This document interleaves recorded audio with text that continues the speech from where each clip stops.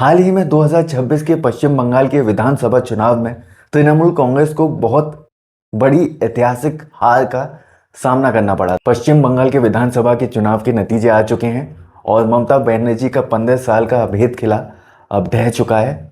इन चुनाव नतीजों ने सबको चौंका दिया है। बीजेपी जिसने 200 से ज्यादा सीटें इस चुनाव में जीती हैं, दूसरी तरफ है ममता बनर्जी की टीएमसी जो सिर्फ 80 सीटों पर सिमट के रह गई है।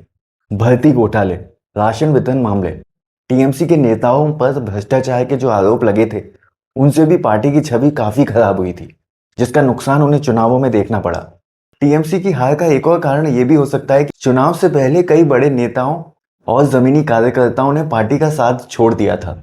ये तो हुई एक बात, लेकिन एक बात यह भी हो सकती है कि जिन उम्मीदवारों को टीएमसी ने इस चुनाव में खड़ा किया था चुनाव लड़ने के लिए, उम्मीदवारों के चयन को लेकर भी पार्टी में काफी असंतोष था, जिससे हो सकता है कि कार्यकर्ताओं का मनोबल गिरा हो। भ्रष्टाचार, वोट बैंक के समीकरण, इन सब बातों ने 15 साल का जो टीएमसी का शासन था उसका अंत कर दिया है।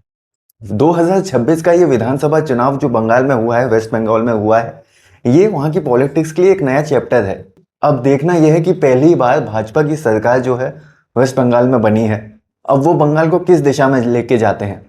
सबसे बड़ा इशू तो मुझे यही लगता है कि बांग्लादेश की जो पॉपुलेशन वेस्ट बंगाल में इलीगली घुसती जा रही है, एंटर कर रही है, उसको रोकना।